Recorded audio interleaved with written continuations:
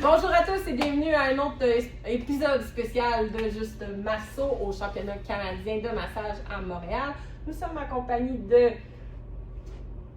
Bétiane! Bonjour! Bonjour! Ça va bien? Ça va très bien. Ça m'a fait grand plaisir de parler avec vous.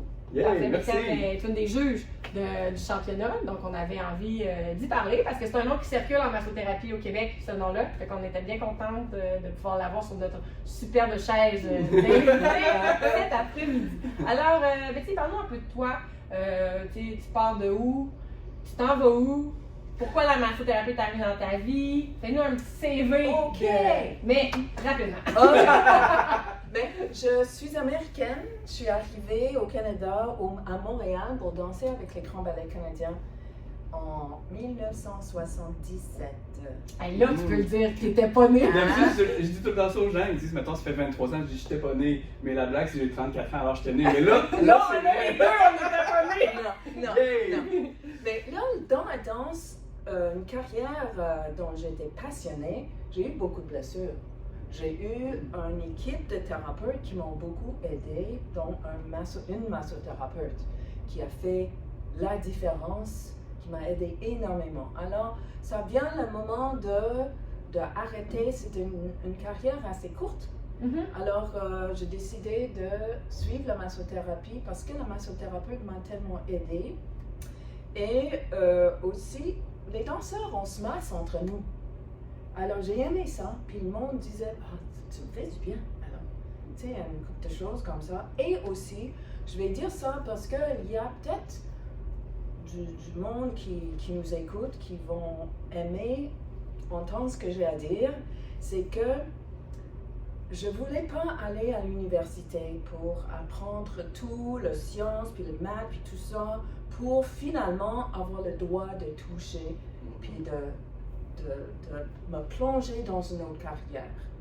Alors, j'ai déjà fait tout ça, tu sais, les cours de ballet de l'âge de 7 ans jusqu'à, tu sais, alors je voulais me plonger directement dans le métier.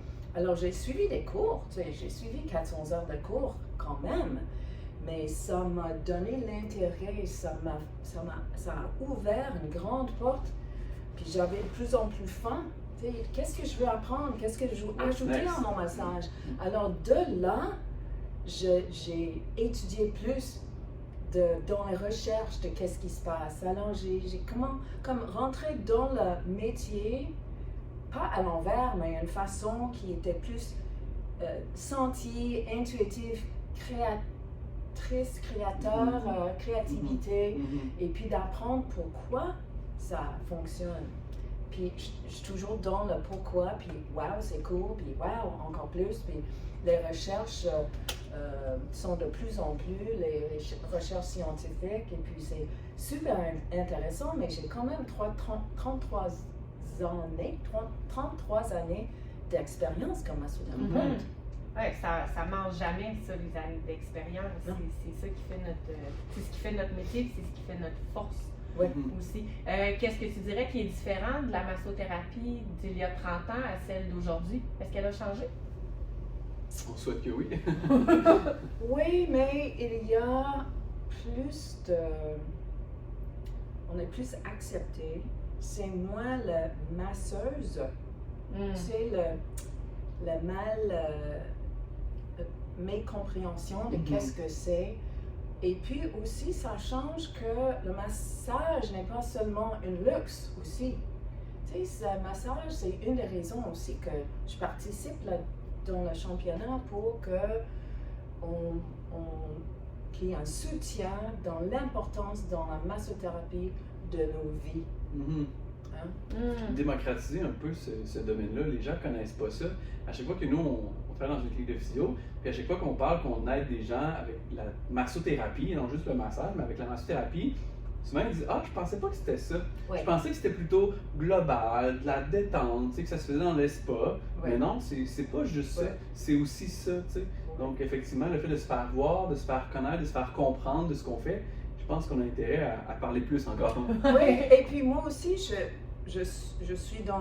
pratique dans une clinique de physiothérapie. J'ai toujours été connectée avec des physiothérapeutes. Alors, comment ajouter ce que les physiothérapeutes n'ont pas le temps de faire? Exactement ce qu'on disait ce matin. Oui, Exact. c'est ça, c'est exactement ça, parce que nous on a la chance d'avoir le tact.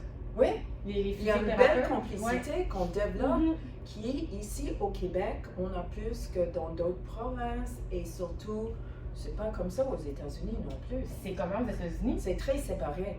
OK? Ben oui, oui. Ok. Tu sais, quand je parlais aux amis, j'étais en Arizona, puis je parlais d'être intégré avec massothérapie, physiothérapie et tout. Je dis, ben, on ne fait pas ça ici. Ok. Ben, parce que c'est tellement séparé. Puis aussi, c'est plutôt comme séparé au niveau des assurances, une façon très commercialisée. Ah, OK, Alors, OK. c'est une autre paire de manches, si on Ah, peut OK. dire. Ah, c'est quand on entend pire qu'on se console. Des fois, on Oui, a l'impression c'est ça. qu'ici, il n'y a pas beaucoup d'avancées en massothérapie, mais finalement, ouais. on est peut-être plus avancé que ce qu'on pense. Dans mon monde de Ouais. masso, avec les physios, puis j'enseigne les physios, puis j'enseigne les massos qui travaillent avec des physios. Alors on crée une connectivité Mhm. Mhm. avec mes cours et avec ceux qui étudient, puis avec la connectivité. Ouais. Est-ce Beaucoup que de tu mes collègues aussi Ouais. qui vont suivre Oui, on a des ta collègues. formation. Ouais. Ah oui. Comment t'expliquerais un peu as-tu une spécialité, as-tu une approche? Oui, oui, oui. Je spécialise dans le système myofascial. On aime ça. Oui, oui. Donc, je suis sur les épaules, je suis debout, c'est ça qu'on dit en français. Ouais. I'm standing on the shoulders up, je suis sur les épaules de Ida Rolf, la Mhm. vision de Ida Rolf. C'est une des visions, il y en a plusieurs, mais ce qui m'a connecté beaucoup avec elle, c'est ses techniques, c'est la conscience posturale. Up the front, Ouais, down, down the the back, level the pelvis. Level the pelvis. Exactement. Et puis, pas nécessairement l'analyse posturale, ça c'est d'autres choses. Mhm. Mais tu sais, monsieur, madame, tout le monde et nous, là, on est conscient de quoi et quand. On perd notre conscience, on est sur le téléphone, puis on est comme ça, Mhm. puis on reste dans cette posture-là, puis qu'est-ce qui se passe, puis pourquoi on a mal, pourquoi on a une difficulté à avoir une bonne énergie, parce qu'on respire mal, Mhm. l'oxygène ne rentre pas, puis tu sais, quand on essaie d'avoir une meilleure posture, oh, c'est Ça difficile. tire, hein? Et c'est difficile. Alors, Ouais. où c'est difficile? Où est-ce qu'on peut... Facilité. Ouais. Ouais. Alors, je spécialise dedans. J'ai créé mon curriculum que j'appelle thérapie myofasciale structurale.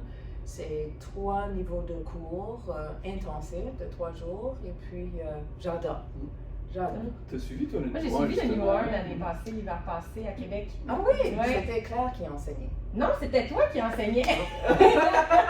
Mais je crois que c'est dans les premières fois que tu l'enseignais. Est-ce que ça se peut? C'est à Québec. Il avait fait une tempête cette journée-là, je m'en souviens. Le stationnement était...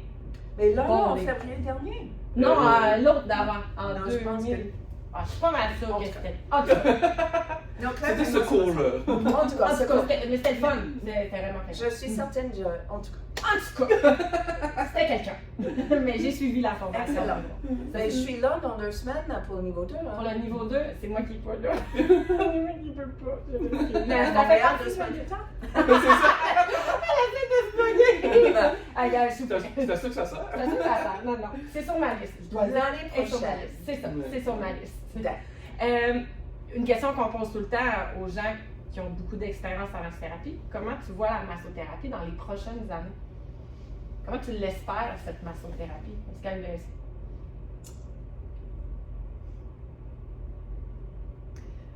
Oh, c'est une question très difficile. Qu'est-ce que j'espère qui va arriver? Que... Oh. Je sais que tu peux le couper, faire un editing ici pendant que Non, je parle. on Non. va laisser ça comme ça, Ça c'est arrive. parfait. Ah, ok. C'est parfait parce qu'on Ok. voit que c'est cherché. On oui. voit que t'as des idées, puis t'es comme. Mais moi, j'aimerais qu'on a, comme j'ai l'opportunité de faire avec des physiothérapeutes, Mhm. de les faire réaliser que nous, les massos, on a de la gueule, on sait ce qu'on fait, puis c'est pas la même chose, mais on se retrouve. Ouais, exact. Alors, il y a au moins, tu sais, il y a ici, là, dans le championnat, il y en a beaucoup qui sont plutôt au niveau sport. Puis c'est excellent, tu sais, que les massothérapeutes peuvent travailler dans les spas, que les gens disent « Wow, j'adore ce spa-là, puis il y a des super bons massos. Je fais un bien-être, j'ai trouvé un ou une masso là qui me comprend bien, je vais continuer à travailler avec cette personne-là. » Super. Dans une clinique de physiothérapeute, tu sais, on peut travailler avec le physio aussi. Le physio peut dire « J'ai besoin de l'aide ». Au lieu de physio dire « Travaille en telle et telle région », avec ma façon de travailler, le physio maintenant me dit « J'aurais besoin de l'aide avec cette région, fais ton affaire ». C'est ça. Parce que souvent, c'est éloigné de où le problème reste pris. Alors, d'avoir cette relation, communication qui se développe, mais il faut avoir un vocabulaire qui, c'est ça la partie difficile, vocabulaire plus commun, puis qu'est-ce qu'il veut dire par quoi, puis alors même dans la masso, dans le monde du fascia, myofascia, on est en train d'essayer de trouver qu'est-ce qui est un fascia. Oui, il y a encore beaucoup. Qu'est-ce qui sont les lignes antérieures, qu'est-ce qui est profond, qu'est-ce qui est moyen, où sont les choses. Tout est interconnecté. Mais il faut connaître notre anatomie géographique, notre atlas corporel géographique, tu sais, pour connaître les termes, les noms, c'est où, mais il n'y a rien qui commence et qui termine. C'est rien de fractal, c'est pas couche par couche. Exact. Tout est interrelié, c'est ça qui est super beau. Quand on a cette approche-là de fascia, mais qui est l'approche de l'avenir, si je peux me le permettre, parce que c'est ça un peu qui... Parce que si le fascia n'est pas là, il n'y a rien qui tient en place, c'est ça qui structure le tout. Tu as bien compris, tu as pris je m'informe moi aussi. Je veux parler d'une Canadienne qui enseigne le yoga, myofascial yoga therapy. Elle est en Alberta, Christine Wuschke, qui parle parce que la façon de voir l'anatomie a changé avec le temps. Tu sais, l'idée il y a 400 ans, tu sais, c'était l'Église qui était l'âme et science était le corps. Puis c'était séparé. Et puis, tu sais, la science a coupé le corps et puis en toutes sortes de morceaux. Puis c'est ça qu'on a appris. Puis il y avait origine, insertion. On a tous perdu des points dans les examens parce qu'on a débordé les origines, insertion. Mais c'était une façon de penser. Alors, Christine, elle a trouvé une façon de voir ça comme un musée d'histoire. Alors, tu rentres dans le musée d'histoire, et puis il fut un temps que l'anatomie était vue d'une telle façon, puis une autre façon, puis une autre façon. Puis là, on est dans une période, une gang entre nous mondiale qui voit le fascia interconnecté, mais même à ça, il y a des différences, parce qu'on n'est pas des clones.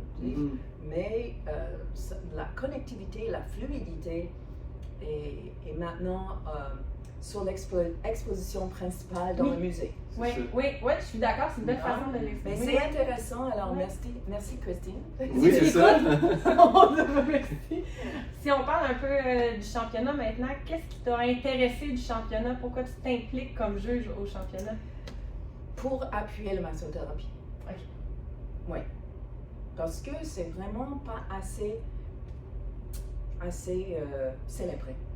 Ah, je suis d'accord. Célébrer, c'est un mot qu'on n'a pas encore entendu ici, mais c'est tellement ça pareil. On est tous des passionnés, on aime tous ça, on a tous envie d'être là, puis c'est une célébration d'être là ensemble, d'en parler, d'amener ça à tout le monde. C'est un peu ça, une célébration, d'amener un sujet, une fête, quelque chose à quelqu'un devant tout le monde. C'est comme ça qu'on va pouvoir lever la profession, l'amener encore plus. Puis l'énergie dans le championnat est magnifique. Il y a le désir, il y a la passion, il y a les partage d'expériences étincelles. Est-ce que tu étais présente l'année passée à la Non? OK. Non, j'étais en Europe, en Suisse pour enseigner. Ah! Juste ça. Juste ça. En tout cas. Puis, comme juge, qu'est-ce que tu recherches quand tu regardes les routines, quand tu regardes le thérapeute travailler? Un enracinement connectivité avec leur personne qui est sur la table, une compréhension de comment leur corps qui est leur outil, comment ça bouge et comment ça connecte avec le corps. Peu importe la routine qu'ils ont développée, d'avoir une connectivité et un rythme qui a de l'allure. Avec la fluidité aussi, pas juste on enchaîne une manœuvre après l'autre, je me déplace autour de la table, puis comme on parlait tantôt avec un participant, ben, le fait de ne pas savoir le masso est rendu où, ça gagne des points. Tu sais, dans la tête du client, il n'y a aucune idée, est-ce que tu es rendu à gauche, à droite, ça veut dire que tu t'es tellement déplacé fluidement que là, je peux partir plus rapidement. J'imagine que ça fait partie de la collectivité, le grounding. Ben oui, puis aussi, je dois dire que dans une atmosphère comme ça, c'est pas évident. Il y a tellement de monde. Nous, on est dans une salle, on est 2 personnes, c'est assez intime, mais dans une salle avec un micro de quelqu'un qui donne une conférence et tout, tu sais, on voit les compétiteurs, tu sais, ils regardent un peu, c'est un peu normal, mais ils regardent du coin de l'œil un peu. Même plus que ça, tu sais, de regarder le monde qui est là, mais est-ce que vous êtes toujours dans vos mains, là? Oui, c'est d'oublier la personne qui est en train de filmer, l'autre personne qui est en train de parler. Il y a beaucoup de gens. Non, c'est vraiment pas évident. Est-ce qu'il y a des choses qui t'ont surprise aujourd'hui? Des choses inattendues? Des belles choses? Une belle chose? Des belles choses? Oui. J'ai vu une personne utiliser des outils pour aider à bouger la personne dans le mouvement d'augmenter la fluidité. Dans ce cas-là, c'était au niveau des épaules. J'ai dit, bonne idée. Puis elle avait l'air vraiment grandée, puis tu sais, la personne était... Je ne me questionnais pas, est-ce que c'est la bonne affaire à faire?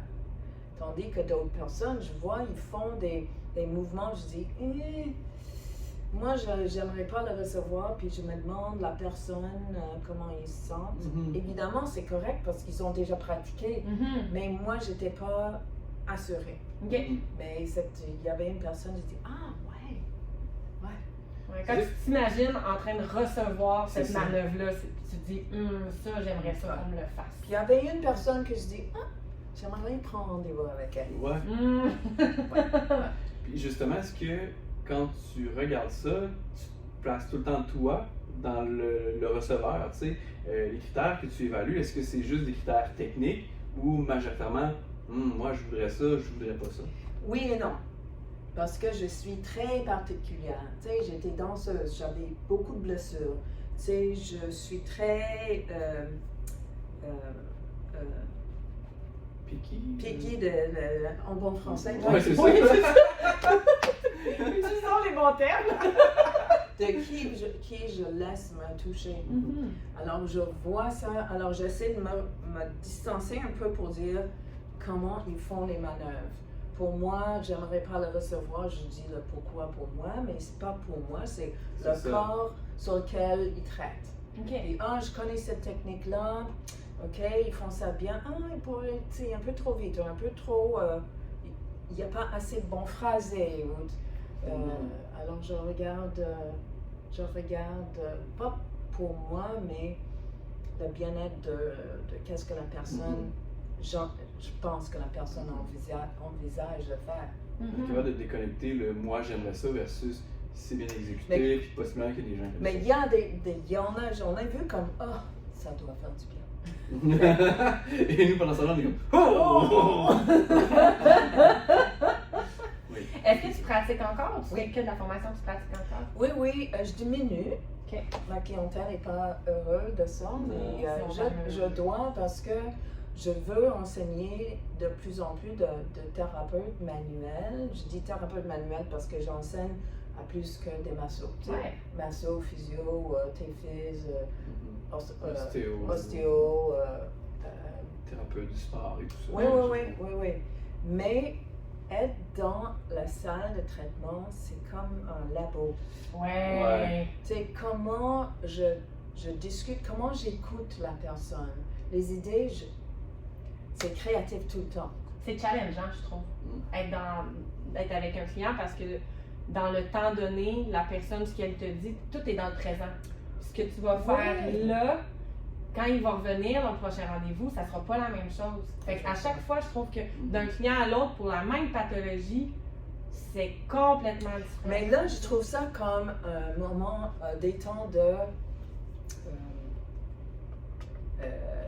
qu'est-ce que je veux dire?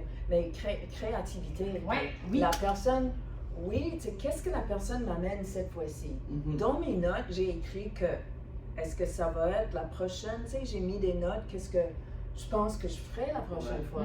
Mais la personne a...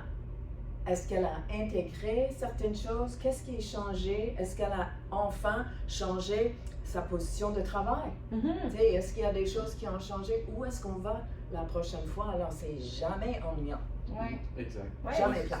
c'est Alex Lewis qui disait il y a ce que le client aimerait, il y a ce que le thérapeute veut faire, puis après ça, il y a le combo des deux, puis il y a ce qui va être fait un coup sur la table, puis un coup sur la table. Ce que tu as l'impression que tu vas faire, ça sera pas la même chose à la fin. Tout est en Mais continuel ça commence changement. bien avant sur la table. Oh oui, c'est ça, ça, ça c'est commence ça. du moment que tu vois la personne. On en parlait justement le matin. En discussion de voiture. En discussion de voiture, là, le concept de la relation d'aide, à partir de quand tu commences ton rendez-vous, c'est dès que tu vois la personne que tu commences à analyser.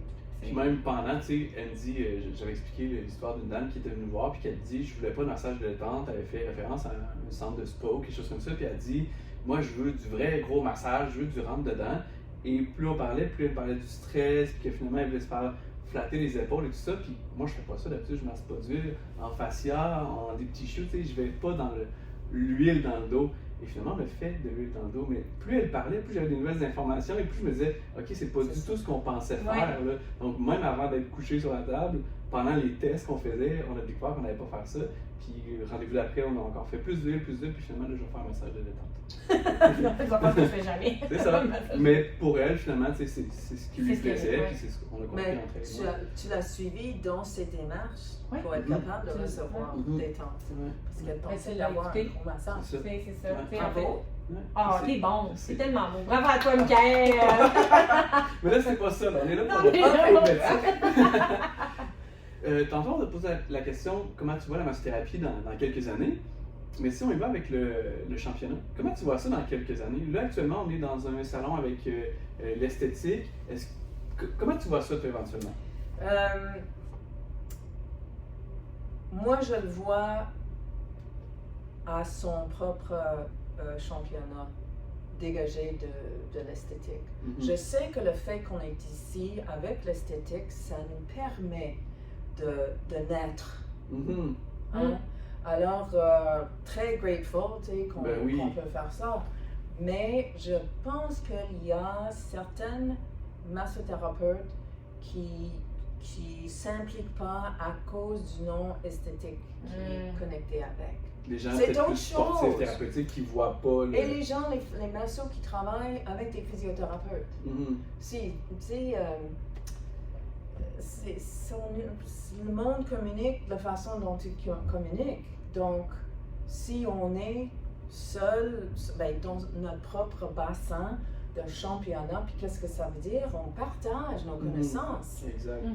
Au-delà d'un championnat, il y a un partage de connaissances, puis il y a un regroupement, comme on le disait tantôt, un regroupement, une célébration Mais tu sais, oui, puis il faut quand même trouver des investisseurs, tu sais, les gens qui vont aider à faire, mais si on parle dans un monde idéal. À Utopieville, comme tu dis. Utopieville, moi j'appelle ça. Utopieville. Utopieville, c'est bon ça. Mais on aimerait ça. Je pense que c'est un choix. Encore une fois, on en a parlé il y a 5 minutes. Puis on essaie de faire une fois à Montréal, puis une autre fois dans une autre ville, tu sais, de changer de région du Canada, comme ils font dans la Canadian Massage Conference. Tu sais, ils sont en Ontario, puis ils vont être en Nova Scotia, Nouvelle-Écosse. Tu sais, doucement. Prendre de l'ampleur, faire ses petits, faire ses classes, puis mais tu sais, que les gens de l'extérieur viennent, de l'extérieur du pays viennent, parce que Canada, c'est une place extraordinaire. Vraiment. Oui. Vraiment. On voit, il y a les Américains qui déménagent ici. J'ai même la double citoyenneté. Oh! Fait que c'est probablement des choses que nous, on ne sait plus. Parce qu'à l'examen, ils posent toujours des questions. Oui, mais c'était en 96 que j'ai eu. Elle est rendue vraiment canadienne. Hey, merci beaucoup d'avoir Mais pris ça m'a du fait temps. grand plaisir. On va te laisser retourner juger parce que là, Ok. tu recommences J'ai une note dans quelques minutes. dans quelques minutes. Pas jusqu'à quelle heure, mais Ouais, mais Ça c'est s'en pas vient, mal. ça s'en vient. Ouais. Puis, t'hésites pas à nous écouter. Je vais vous écouter. N'hésite pas à me demander pour une autre entrevue dans un autre moment donné. Mais dans le pourquoi podcast. pas? Dans un Pourquoi épisode pas? complet. Un vrai épisode complet. Absolument. Pourquoi pas? Ouais. On se fait la promesse d'un rendez-vous. Assurément. Assurément. On va te Excellent. contacter, c'est ça. Ok. Merci Fait que beaucoup. merci beaucoup. Bonne journée. À vous aussi. Au revoir. Bye, là. Bye!